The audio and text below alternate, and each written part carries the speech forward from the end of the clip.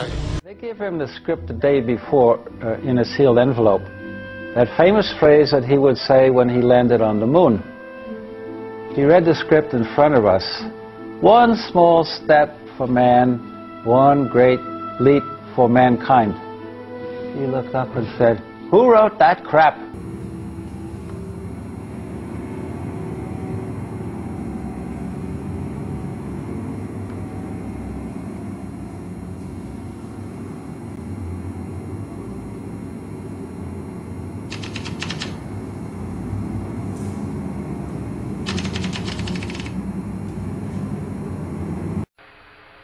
Hey, John, while you're sampling there, you might look around and see if you see any of that vesicular basalt.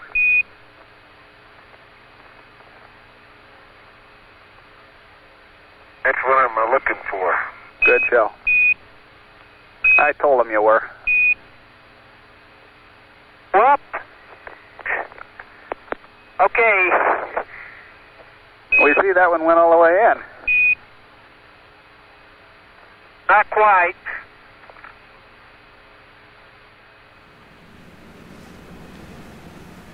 I can remember when I was a little boy, my grandmother and I could hold conversations entirely without ever opening our mouths.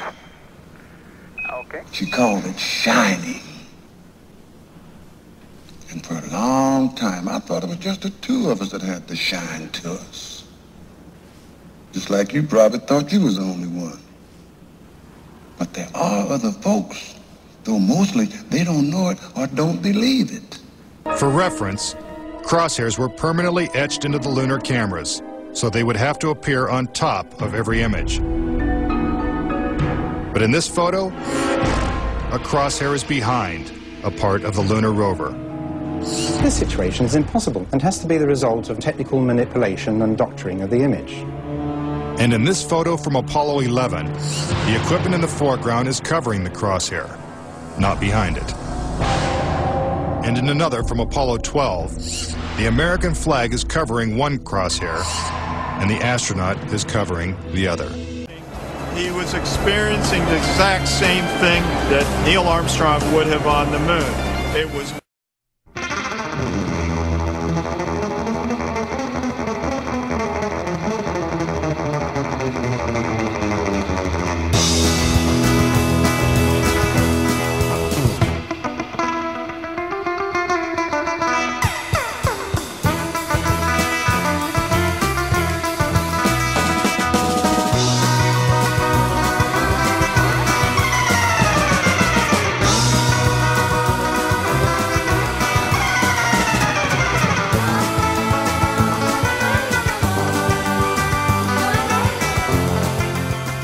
This is the dangerous way station on the road to the planet.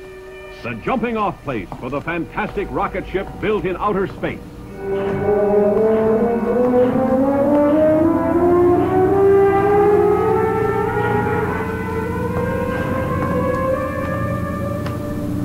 The Eagle has landed. Jesus H. Christ. Houston. We're on the fucking moon. Over. Roger, Tranquility. We copy that. We cannot believe you are on the fucking moon. Repeat, cannot fucking believe it. Over.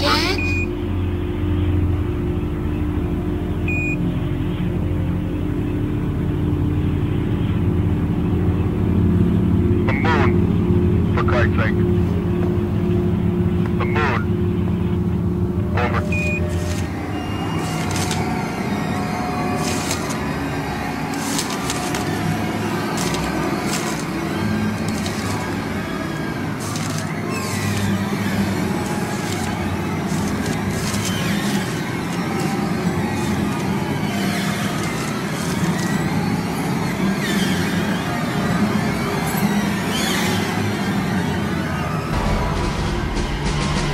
We've all been led to believe that on July 20th, 1969, the Lunar Excursion Module, also known as the LEM, carried American astronauts to the surface of the moon.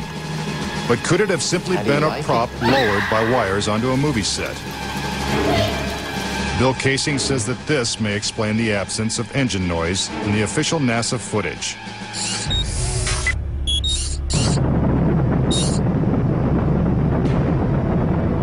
noise level of a rocket engine is up into the 140, 150 decibel range. In other words, enormously loud. How would it be possible to hear astronauts' voices against the background of a running rocket engine?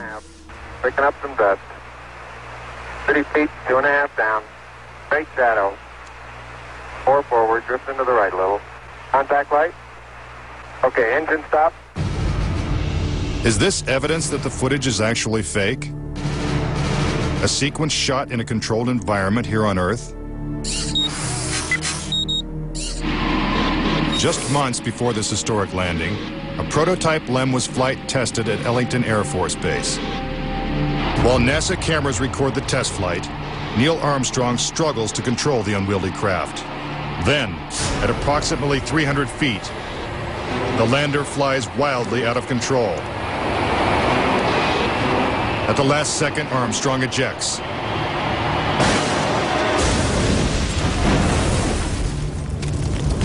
And floats to safety. If the lander was so unstable and difficult to fly in the controlled environment of Earth, then how could the LEM land 6 times flawlessly in the alien environment of the moon? The LEM had a single engine mounted dead center, and then they had little push jets, thruster jets, a couple of them up on top. This was supposed to control their attitude as they came down. Well, I'll tell you a secret. The instant you moved your tail in that cabin an inch, you would change the load pattern, it would begin to tilt, and it would start that thing spinning. Fine grained as you get close to it. It's almost like a powder.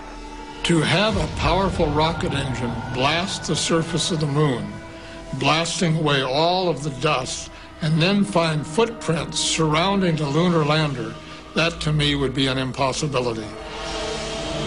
Photo after photo reveals that the lunar surface surrounding the LEM is covered with footprints.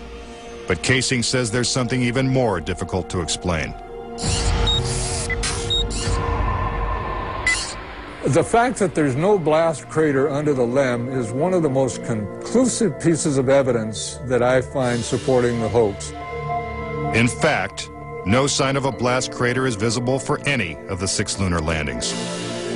Yet NASA's own scientific illustrations clearly depict a blast crater. Then there's one other point. If they had truly landed on the moon, this dust would have then descended on the lunar lander, on the foot pads, and we find not a trace of dust on the foot pads. When I discovered that alone, I said, no way am I looking at a lunar lander that landed on the moon. Could it be that the LEM was just a prop on a giant lunar movie set? When Armstrong said, that's one small step for man and one giant leap for mankind, the footprint that he made could have easily been made in Area 51. Casing points out that the LEM's departure from the lunar surface is even more suspicious. In the footage of the ascent stage going up, what you don't see is an exhaust plume coming out of the rocket engine nozzle. What a ride, what a ride. But what do we see? We see the ascent stage suddenly pop up without any exhaust plume whatsoever, as though it were jerked up by a cable.